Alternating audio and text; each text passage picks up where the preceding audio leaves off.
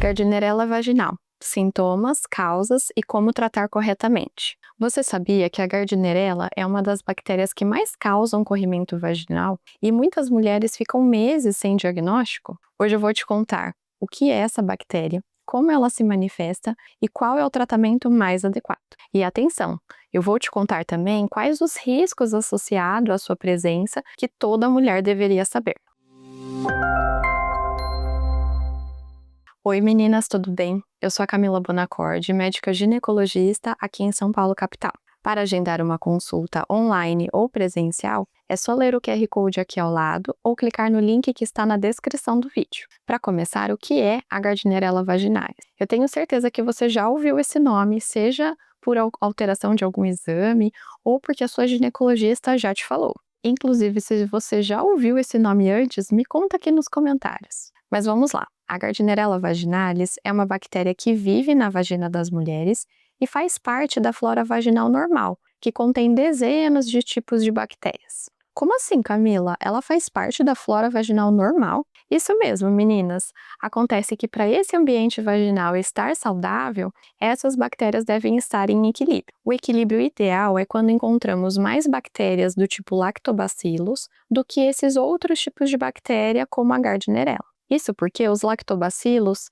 são os responsáveis por manter o pH da vagina mais ácido, que é um mecanismo de proteção dessa região. O problema é quando há um desequilíbrio nessa flora e a Gardnerella passa a apresentar-se com maior quantidade do que os lactobacilos. Quando isso ocorre, ela não consegue manter o pH da vagina mais ácido, e isso acaba causando diversas alterações e, inclusive, predispondo a infecções por outros agentes. O predomínio de bactérias como a Gardnerella vaginalis causa a chamada vaginose bacteriana, uma das causas mais comuns de corrimento nas mulheres. E quais sintomas a Gardnerella causa? Antes de eu te contar, não se esqueça de se inscrever no canal, curtir o vídeo e encaminhar para suas amigas. Como eu disse acima, quando a Gardnerella é encontrada num ambiente vaginal saudável, onde há o predomínio dos lactobacilos, ela não é perigosa e não causa sintomas. No entanto, quando elas são encontradas predominando no ambiente vaginal,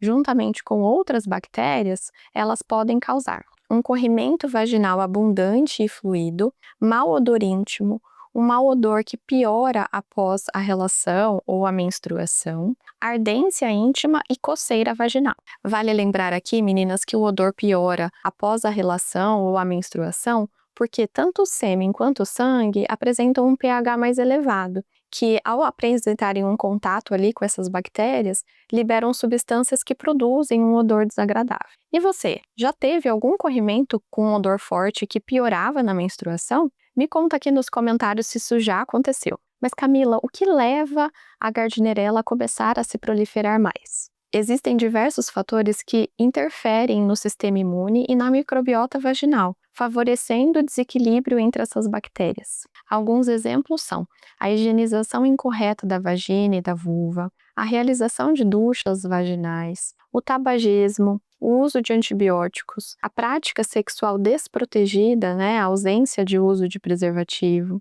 além de doenças crônicas que reduzem a imunidade, como o diabetes, o lúpus e doenças que demandem o uso crônico dos corticoides. E essa infecção pela Gardnerella é grave? Meu parceiro precisa tratar? A infecção pela Gardnerella vaginalis não é considerada uma infecção sexualmente transmissível, justamente porque ela vive na vagina das mulheres. Dessa forma, o mais comum é que a parceria sexual não precise de tratamento na maioria dos casos. Essa recomendação pode ser feita nos casos em que a parceria sexual apresenta sintomas ou em casos selecionados de corrimentos de repetição, mas sempre orientados pelo seu médico. Nunca recomendamos a automedicação. Mas, apesar da Gardnerella não ser uma IST, a presença dela na vaginose bacteriana pode favorecer a infecção de outros agentes, como o HPV, o HIV, a clamídia, a neisseria e a tricomoníase. Por isso, o tratamento da vaginose bacteriana é essencial.